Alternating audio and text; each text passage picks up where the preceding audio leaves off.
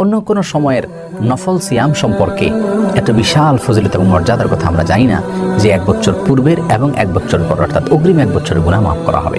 জিলহজের 9 তারিখেরই অপর নাম হলো ইয়মে আরাফা বা আরাফাতের দিন। কারণ 9 তারিখকেই আরাফাতের দিন বলা হয়। মনে রাখতে হবে যে আরাফাতের রোজা একটি দুটি নয়, হয় আপনি আরাফাতের সাথে মিল রেখে বৃহস্পতিবার রাখবেন, আর না হলে বাংলাদেশের আকাশের চাঁদের উপরে ভিত্তি করে 9 তারিখে রাখবেন, সেটি হবে শুক্রবার। সুপ্রিয় দর্শক শ্রোতা ভাই বোন, নফল সিয়ামের মধ্যে সবচেয়ে বেশি ফজিলতপূর্ণ সিয়াম হলো আরাফাতের দিনের সিয়াম। আরাফাতের দিনের সিয়ামের ফজিলত এবং মর্যাদা সম্পর্কে সহিহ মুসলিমের হাদিসে বর্ণিত হয়েছে। রাসূল করিম সাল্লাল্লাহু আলাইহি ওয়াসাল্লাম ইরশাদ করেছেন, সিয়ামু ইয়াউমি আরাফা আহতাসিবু আলাল্লাহি আন ইউকাফিরা আস-সানাতাল্লাতী ক্বাবলাহু ওয়াল্লাতী বা'দাহু। যার অর্থ হলো আরাফাতের দিনের সিয়াম সম্পর্কে আল্লাহ সুবহানাহু ওয়া তাআলার প্রতি আমার ধারণা হলো এর বিনিময়ে তিনি 1 বছর পূর্বের এবং 1 বছর পরের অর্থাৎ অগ্রিম 1 বছরের গুনাহ খাতা এবং ছোটখাটো ভুল ত্রুটি এগুলোকে মাফ করে দিবেন।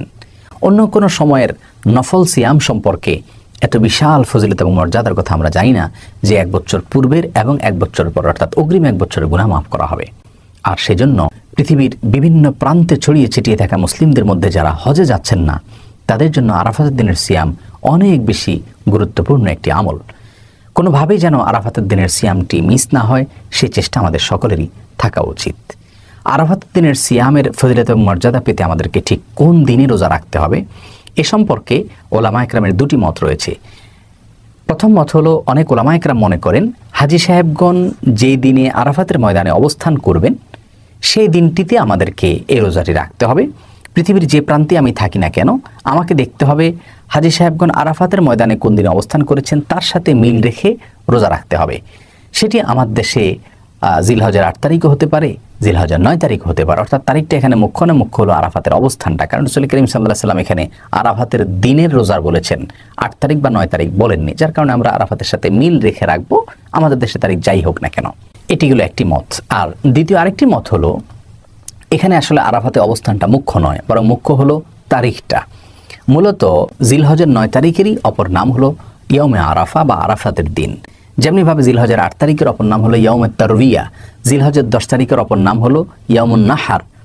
এই মতের প্রবক্তা ওলামা একরামের বক্তব্য হলো যে নবী আলাইহিস সালাম আরাফাতের দিনের সিয়াম বললেও মূলত 9 তারিখকে তিনি বুঝিয়েছেন, কারণ 9 তারিখকেই আরাফাতের দিন বলা হয়।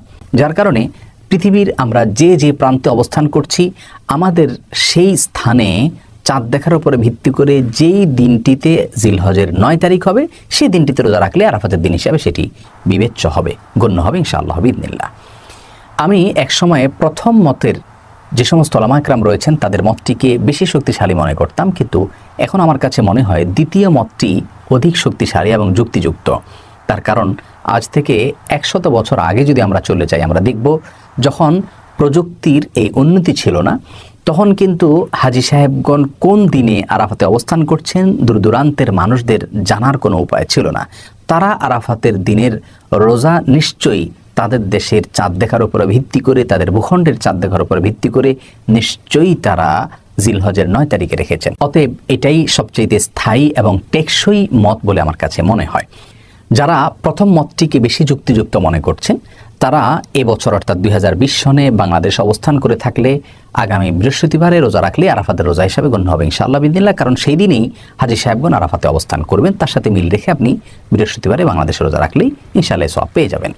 আর যারা দ্বিতীয় মতটিকে বেশি শক্তিশালী মনে করছেন তারা আগামী জুমার দিনে অর্থাৎ শুক্রবারে রোজা রাখবেন, কারণ শুক্রবার বাংলাদেশে জিলহজের 9 তারিখ হয়। আর এদিন রোজা রাখলে আপনি আরাফাতের দিনের সওয়াব পাবেন ইনশাআল্লাহ, আরাফাতের দিনের রোজা হিসাবে এটি গণ্য হবে। আর মনে রাখা উচিত, ওলামা একরামের গবেষণার তারতম্যের উপরে ভিত্তি করে আপনার কাছে যে মতটি বেশি যুক্তিযুক্ত মনে হয় সেই মতের উপর যদি আপনি আমল করেন, আরেকজন অন্য মতের উপর আমল করেন, তাহলে উভয়েই ইনশাআল্লাহ বিইذনিল্লাহ আরাফাতের দিনের রোজার সওয়াব পরিপূর্ণভাবে পেয়ে যাবেন। কারণ ওলামা একরামের ইজতিহাদ বা গবেষণার উপর নির্ভর করে আমল করলে আল্লাহ সুবহানাহু ওয়া তাআলা তাকে পূর্ণাঙ্গ সওয়াব দিয়ে দেন, যেমনটি বিভিন্ন হাদিস থেকে আমরা জানতে পারি। অতএব এটা নিয়ে আমাদের কোনো ধোঁয়াশা থাকা উচিত নয়। আর যদি কেউ 2 দিনে রোজা রাখেন, জিলহজের 8, 9 2 দিনে অর্থাৎ বৃহস্পতি শুক্রবার 2 দিন রোজা রাখেন, তাহলে সেটাও ভালো, কোনো প্রকার সমস্যা নেই। তো মনে রাখতে হবে যে আরাফাতের রোজা একটি দুটি নয়। আমি হয়তো জিলহজের 1 থেকে 9 তারিখ পর্যন্ত প্রতিদিনই নফল সিয়াম যে কোনো নফল আমল করতে পারি, সেই দৃষ্টিকোণ থেকে 2 দিন নফল সিয়াম রাখলাম আমি, সেটি ভিন্ন বিষয়। কিন্তু আরাফাতের সিয়াম কিন্তু মূলত একটি সিয়াম। সেটি হয় আপনি আরাফাতের সাথে মিল রেখে বৃহস্পতিবার রাখবেন, আর না হলে বাংলাদেশের আকাশের চাঁদের উপরে ভিত্তি করে 9 তারিখে রাখবেন, সেটি হবে শুক্রবার। শুধু শুক্রবারে শুধু জুমার দিন রোজা রাখার উপর হাদিসে নিষেধাজ্ঞা থাকলেও এক্ষেত্রে সেই নিষেধাজ্ঞা থাকবে না, বরং এটি নিষেধাজ্ঞা আওতার বাইরে থাকবে, কারণ এটিকে আপনি জুমার দিন হিসাবে রাখছেন না, বরং আরাফাতের দিন হিসাবে রাখছেন ইনশাআল্লাহ বিইذনিল্লাহ, যার কারণে এটি সেই নিষেধের আওতায় থাকবে না। আল্লাহ সুবহানাহু ওয়া তাআলা আমাদের সকলকে আরাফাতের দিনের নফল সিয়ামের যে ফজিলত এবং মর্যাদা সেটা নিজের করে নেওয়ার তৌফিক দান করুন।